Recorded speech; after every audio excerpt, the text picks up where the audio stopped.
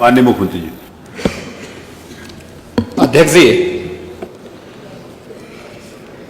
माननीय सदस्य ने एक बहुत महत्वपूर्ण मुद्दे की ओर सदन का ध्यान आकर्षित किया है और वास्तविक तथ्य इस माननीय सदन के समक्ष आने चाहिए। महिला और बाल सुरक्षा और खासतौर पर सेक्सुअल हैरेसमेंट से जुड़े हुए जो मुद्दे होते हैं वह केवल बाहर से ही नहीं होते हैं। इसके दोनों तरीके हैं, घर के अंदर भी और घर के बाहर भी। और इसलिए इन दोनों मुद्दों को ध्यान में रख करके सरकार ने इस दिशा में जो ठोस कदम उठाए हैं वह इस सदन के सभी माननीय सदस्यों के संज्ञान में बहुत आवश्यक हैं। अगर मैं महिला संबंधी अपराध को, जिसमें घरेलू हिंसा से जुड़ी हुई जो या सेक्सुअल हैरेसमेंट से जुड़ी हुई जो मामले होते हैं, इन सब की तुलना करूं तो सबसे पहले माननीय सदस्य को मैं इस बात के बारे में अवगत करा दूं कि 2016 की तुलना में दहेज जैसी घटना के बारे में देखें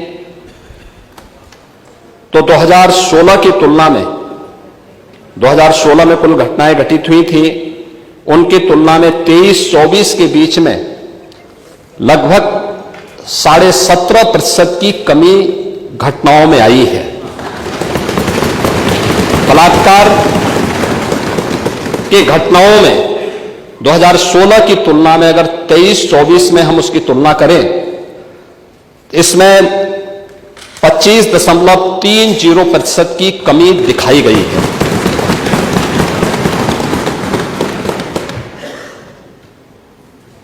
लेकिन अगर हम इन सभी बातों को ध्यान में रखें कि 17 से लेकर के 24 के बीच में महिला और बालिग जो नाबालिग बच्चे हैं उनके खिलाफ यौन उत्पीड़न से जुड़े हुए जो मामले हैं, उनमें से प्रदेश सरकार ने अपने प्रोसिक्यूशन विंग को मजबूत करने का परिणाम सामने आया है। 24,402 प्रकरण में अभियुक्तों को अब तक सजा दिलाई जा चुकी है। 17 से लेकर 24 के बीच में पास्को अधिनियम के अंतर्गत 9,875 अभियोगों में सजा दिलाई गई है। 2022 से 24 के मध्य में महिलाओं के विरुद्ध पास्को अपराध में न्यायालय के द्वारा 16,718 अभियुक्तों को सजा दी गई है, जिनमें 21 को मृत्युदंड, 1713 को आजीवन कारावास, 4,653 को 10 वर्ष या उससे अधिक के कारावास और 10,331 को 10 वर्ष से कम के कारावास की सजा भी दी गई है। प्रदेश के अंदर अगर हम लोग देखें कि इस दिशा में जो अन्य प्रयास हुए हैं, खासतौर पर भारत सरकार के द्वारा इस प्रकार के मामलों को बहुत ही गंभीरता से लिया जाता है। इसके लिए investigation tracking system for sexual offences के बारे में भारत सरकार ने जो अपना पोर्टल तैयार किया है, इसको हम लोगों ने 2018 में ही, पिछली सरकारें उसके प्रति उतनी संवेदनशील नहीं थी, लेकिन 17 के बाद से हम लोगों ने इस पर काम प्रारंभ किया और अप्रैल 18 में हम लोगों ने इस पोर्टल को एक्टिव करने के साथ ही इस कार्यक्रम को आगे बढ़ाया है। और अगर इसमें हम देखें कि जो प्रॉपर मॉनिटरिंग, फोकस मॉनिटरिंग जो प्रदेश के अंदर हुई है, उसका परिणाम है कि जो पेंडेंसी थी, ये पेंडेंसी एक दिन की नहीं थी, एक वर्ष की नहीं थी, ये वर्षों से पड़ी हुई थी।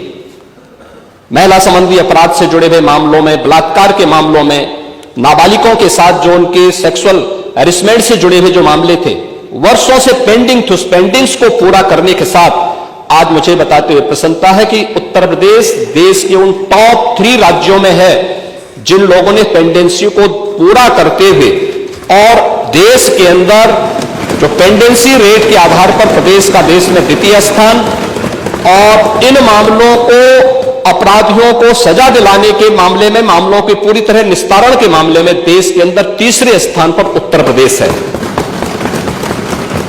महोदय, ई प्रोसिक्यूशन में उत्तर प्रदेश देश का सबसे बड़ा राज्य है, लेकिन ई प्रोसिक्यूशन प्रणाली को लागू करने वाला राज्य भी है और इसमें देश के अंदर नंबर 1 स्थान पर यूपी का स्थान है। महिला और बाल अपराध संबंधी अभियोगों के निस्तारण में देश में प्रथम स्थान है। लगभग हमारे 98% से अधिक मामलों का निस्तारण करने में उत्तर प्रदेश आज देश का वह पहला स्थान रखता है।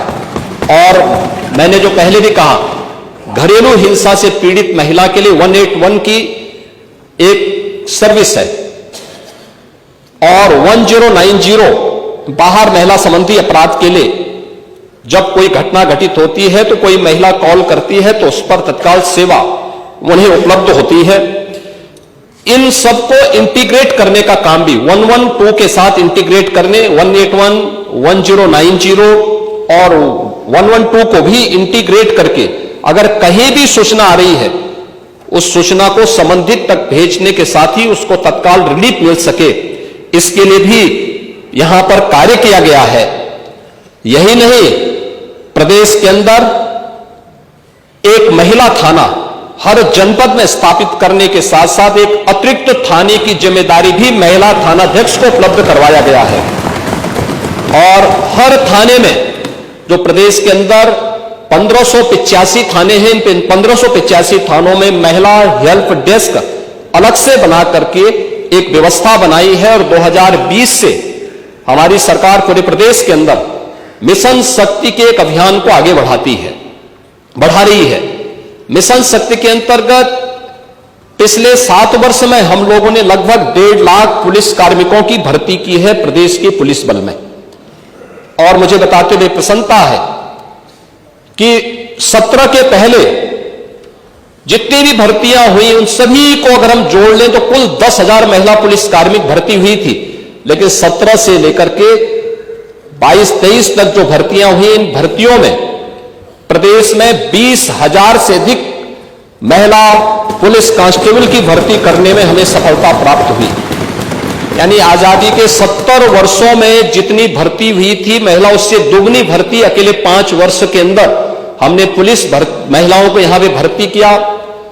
पुलिस की भर्ती में उनकी 20% हॉरिजॉन्टल आरक्षण की व्यवस्था उन्हें प्राप्त हो सके, इसको अनिवार्य रूप से प्रदेश के अंदर लागू किया।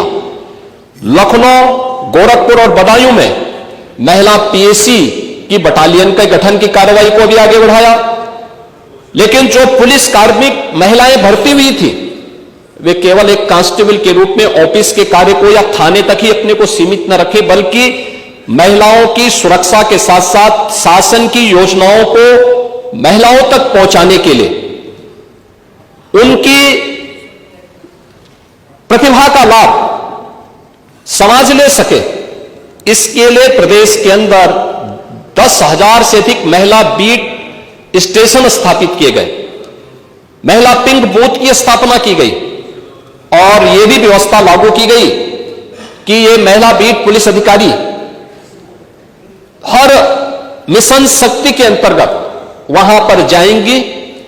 वहां पर सप्ताह में एक बार जाकर के महिला संबंधी घरेलू हिंसा का हो या बाहर की सुरक्षा से जुड़े हुए कोई मुद्दे होंगे, इन पे तो चर्चा करेंगे ही, इससे संबंधित समाधान भी निकालेंगे। लेकिन इसके अलावा महिलाओं से संबंधित, उनकी सुरक्षा से संबंधित जो भी या उनकी स्किल डेवलपमेंट से संबंधित या उनके स्वावलंबन से संबंधित कौन सी स्कीम केंद्र या राज्य सरकार की है, इनसे भी गांव की महिलाओं को अवगत कराएंगे। और ये मिशन शक्ति का एक कार्यक्रम प्रदेश के अंदर लगातार ये जारी है और इसके बहुत अच्छे परिणाम भी हम सबके सामने देखने को मिले हैं। ये सरकार महिला सुरक्षा के प्रति पूरी तरह गंभीर है और उस गंभीरता का परिणाम ही है कि प्रदेश के अंदर इस सरकार ने आने के बाद सबसे पहले शोधों पर लगाम कसने के लिए जो कार्रवाई की एंटी रोमियो स्क्वाड का गठन, उसका एक उदाहरण है। और मुझे बताते हुए दुख है कि एंटी रोमियो स्क्वाड का जब हमने गठन किया था सबसे पहले समाजवादी पार्टी ने इसका विरोध किया था, उसने विरोध किया था। और मुझे बोलने में भी कोई संकोच नहीं है कि महिला संबंधी अपराध से जुड़े हुए ज्यादातर मामलों में समाजवादी पार्टी से डायरेक्ट या इनडायरेक्ट जुड़े हुए लोग उसमें इन्वॉल्व पाए जाते हैं। और यही नहीं, महिला संबंधी अपराध में ये उस पीढ़ी का प्रतिनिधित्व करते हैं, ये उस पीढ़ी का प्रतिनिधित्व करते हैं जिसने कहा था कि लड़के हैं गलती कर देते हैं। ये महिला सुरक्षा की बात क्या करेंगे? ये महिला सुरक्षा के लिए तो समाजवादी स्वयं ही एक गंभीर खतरा है। और इसीलिए महिला सुरक्षा के बारे में प्रदेश सरकार पूरी तरह सचेत है, सक्रिय है। हर बेटी को भी, हर व्यापारी को भी सुरक्षा प्रदान करने के लिए पूरी तरह प्रतिबद्ध है। प्रश्न संख्या 2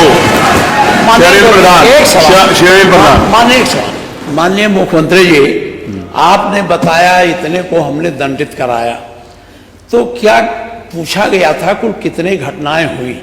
तो जो दंडित हो जाते हैं कोर्ट से उन्हीं को आप घटना मानते हैं कि जो घटनाएं घटती हैं उनको भी घटना मानते हैं?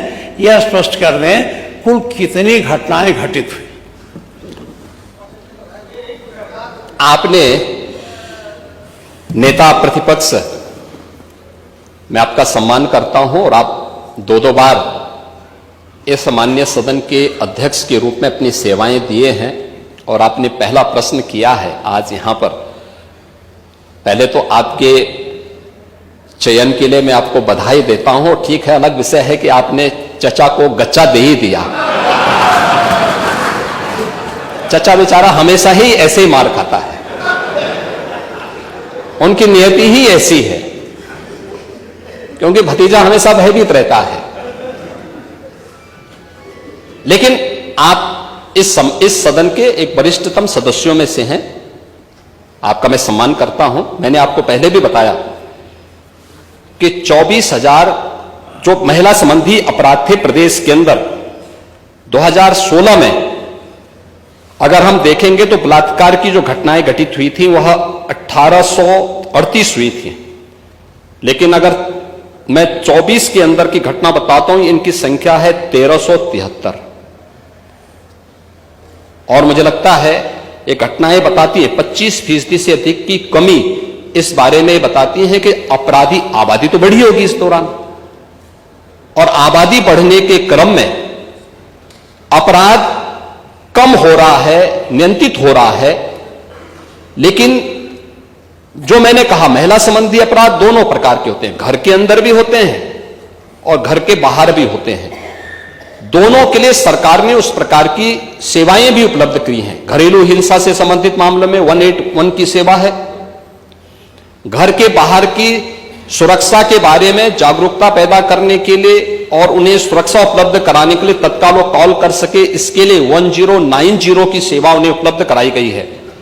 लेकिन साथ साथ क्विक रिस्पांस टीम 112 इन दोनों के साथ इंटीग्रेट करके अगर कहीं भी कोई अपराध होता है, अगर इन तीनों में से किसी को भी कॉल करेंगे तो वहां पर आपको सेवा उपलब्ध होगी इसके बारे में। लेकिन इस पे समय पे चार्जशीट दाखिल करना, डिस्ट्रिक्ट मॉनिटरिंग कमेटी की बैठक के साथ जुडिशरी के साथ बेहतर तालमेल बना करके इस प्रकार के मामलों में समय पे अपराधियों को सजा दिलाने के लिए एक प्रोसिक्यूशन को आगे बढ़ाना और अपराधियों को सजा दिला दी जाए, यह महत्वपूर्ण है। उसी का परिणाम है जो मैंने आपको पहले बताया कि अगर महिला संबंधी जो उनके महिलाओं के विरुद्ध और पास्को संबंधित अपराधों में अब तक हम लोगों ने 16,718 अभियुक्तों को अब तक सजा दिलाई है।